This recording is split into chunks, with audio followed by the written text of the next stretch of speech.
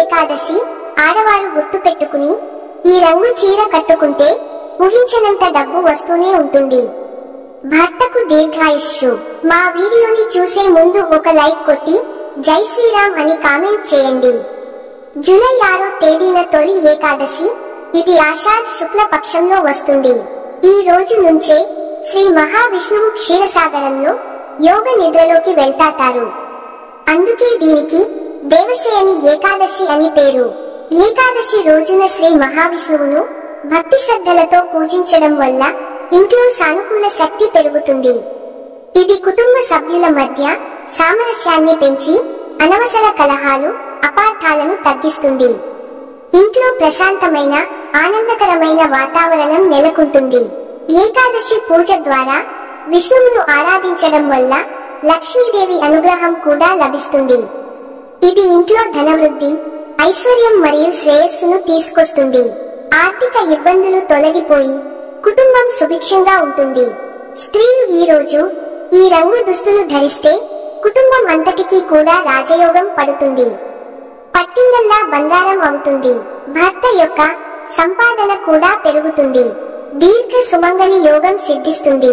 ఏకాదశి వ్రతం పాటించే భార్య యొక్క భక్తి శక్తి భర్తకు కష్టకాలంలో రక్షణ కవచంలా నిలుస్తుందని, అన్ని ఆపదల నుండి వారిని కాపాడుతుందని ఏకాదశి ఉపవాసం మరియు పూజ చేయడం వల్ల భర్తకు దీర్ఘాయుష్షు మరియు మంచి ఆరోగ్యం చేకూరుతుంది. మీ కష్టాలు, బాధలు, సమస్యలు అన్నీ కూడా పోతాయి.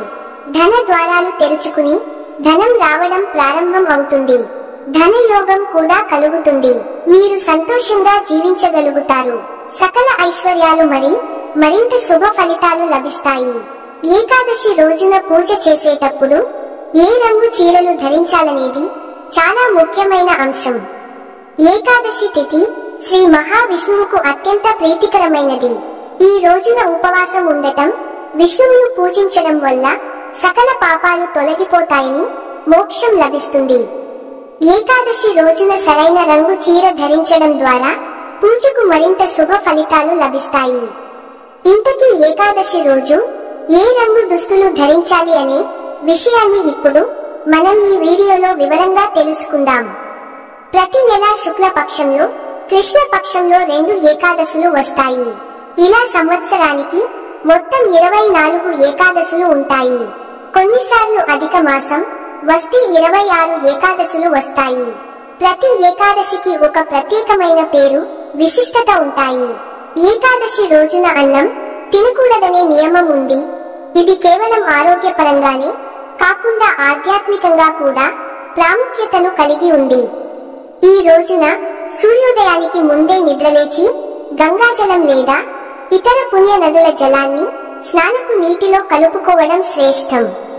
శుచిగా, పవిత్రంగా ఉండటం ముఖ్యం. స్నానమాచరించాలి. ఇంటిని, వాకిలిని శుభ్రంగా నీటితో కడిగి ముగ్గు పెట్టాలి. ఇంటి గుమ్మానికి పసుపు రాసి బొట్టులు పెట్టాలి. శుభ్రమైన బట్టలను ధరించాలి. ఈ రోజున ఒక పీటపై పసుపు వస్త్రం పరచి దానిపై శ్రీ మహావిష్ణువు, లక్ష్మీదేవి చిత్రపటాలు లేదా విగ్రహాలను ప్రతిష్ఠించాలి. పసుపు, పట్టు వస్త్రాలు విష్ణువుకు సమర్పించడం సర్వశ్రేష్టం. విష్ణుమూర్తి శాలిగ్రామ శిల ఉంటే దాన్ని కూడా పూజలో ఉంచవచ్చు.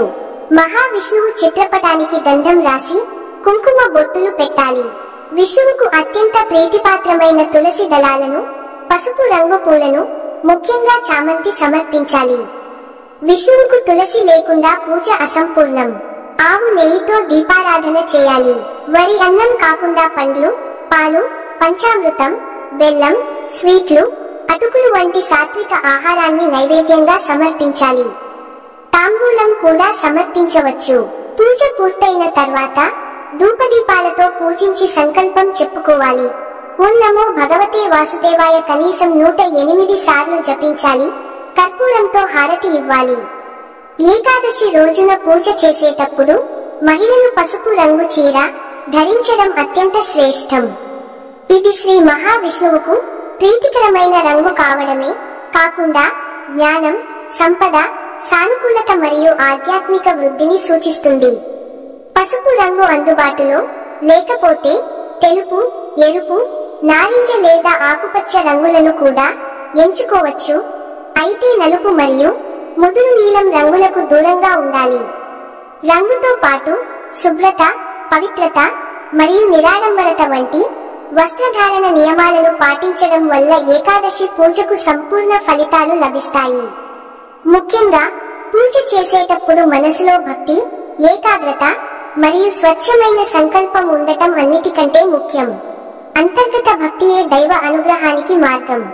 ఏకాదశి అనేది శ్రీ మహావిష్ణువుకు అత్యంత ప్రీతికరమైన తిథి. ఈ పవిత్రమైన రోజున విష్ణువును భక్తి శ్రద్ధలతో పూజించడం, ఉపవాసం ఉండటం ద్వారా సకల పాపాలు తొలగి మోక్షం లభిస్తుందని పురాణాలు చెబుతున్నాయి. ఏకాదశి వ్రతం కేవలం ఉపవాసం ఉండటం మాత్రమే కాదు, నియమబద్ధమైన పూజా విధానాన్ని, ఆచారాలను పాటించడం ద్వారానే సంపూర్ణ ఫలితాన్ని ఇస్తుంది. గురుగ్రహం జ్ఞానం, ఐశ్వర్యం, శుభం, ఆధ్యాత్మికత మరియు సంతాన భాగ్యానికి అధిపతి. ఏకాదశి పూజ ద్వారా ఈ ఫలితాలను ఆశించేవారు పసుపు రంగు ధరించడం వల్ల గురు అనుగ్రహం లభిస్తుంది. లక్ష్మీదేవికి కూడా పసుపు అంటే ఇష్టం. అందువల్ల ఏకాదశి రోజున పసుపు చీర ధరించి లక్ష్మీదేవిని కూడా ఆరాధించడం వల్ల ధనప్రాప్తి కలుగుతుంది. పసుపు రంగు మాకు అందుబాటులో లేదు అనుకునే వారు ఎరుపు, ఆకుపచ్చ, నారింజ చీరలు అయినా ధరించి పూజ చేయవచ్చు. ఆడవారు మాత్రమే కాకుండా పిల్లలు, మగవారు కూడా ధరించి పూజ జరుపుకుంటే మరింత ధన లాభం కలుగును. ఏకాదశి వ్రతం దశమి తిథి సాయంత్రం నుంచే ప్రారంభమవుతుంది. ఈ రోజు నుంచే శారీరక, మానసిక శుద్ధిని పాటించడం అవసరం. దశమి రోజు సాయంత్రం వేళ సూర్యాస్తమయం లోపల వరి అన్నం తినకూడదు. ఉల్లి, వెల్లుల్లి, శనగపప్పు, పప్పు దినుసులు, వంకాయ, జామపండు, చింతపండు, ఆకుకూరలు వంటివి తినకూడదు. మాంసాహారం, మద్యం సేవించడం పూర్తిగా నిషేధం.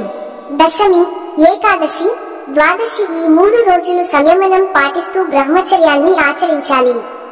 మాంసాహారం, మద్యం సేవించడం పూర్తిగా నిషేధం. దశమి నాడు రాత్రిపూట కేవలం ఒకసారి మాత్రమే భోజనం చేయాలి, అది కూడా తేలికపాటి సాత్విక ఆహారం తీసుకోవాలి. ఏకాదశి రోజు రాత్రిపూట జాగరణ చేయడం చాలా ముఖ్యం. ఈ రోజున అసత్యాలు పలకడం, ఇతరులను విమర్శించడం, నిందించడం వంటివి చేయకూడదు. ఏకాదశి వ్రతం ద్వాదశి నాడు ఉపవాస విరమణతో ముగుస్తుంది. ఈ రోజు నియమాలను కూడా సరిగ్గా పాటించాలి. ఉదయం కూడా స్నానం చేసి శుచిగా ఉండాలి. విష్ణువును తిరిగి పూజించి ధూప దీప నైవేద్యాలు సమర్పించాలి. ముందుగా తులసి దళాలు వేసిన నీరు స్వీకరించాలి. వారి శక్తికి తగినట్లు దానధర్మాలు, వస్త్రాలు, ధనం, తినుబండారాలు సమర్పించాలి. ద్వాదశి రోజున ఉపవాస విరమణకు ఒక నిర్ణీత సమయం ఉంటుంది. పంచాంగం చూసి ఆ శుభ ముహూర్తంలోనే ఉపవాసం విరమించాలి. నిర్ణీత సమయం దాటిన తర్వాత ఉపవాసం విరమిస్తే సంపూర్ణ ఫలితం దక్కదని నమ్మకం. పాలనకు ముందుగా ఉసిరికాయ లేదా తులసి దళంతో కూడిన నీటిని స్వీకరించి ఆ తర్వాతే సాత్విక ఆహారం వరి అన్నం తీసుకోవచ్చు. ఏకాదశి వ్రతం కేవలం ఆధ్యాత్మిక ప్రయోజనాలను మాత్రమే కాకుండా శారీరక మరియు మానసిక ఆరోగ్యానికి కూడా ఎంతో మేలు చేస్తుంది. ఏకాదశి రోజున ఉపవాసం ఉండటం వల్ల జీర్ణ వ్యవస్థకు విశ్రాంతి లభిస్తుంది. ఇది శరీరంలోని విష పదార్థాలను బయటకు పంపించి జీర్ణక్రియను మెరుగుపరుస్తుంది.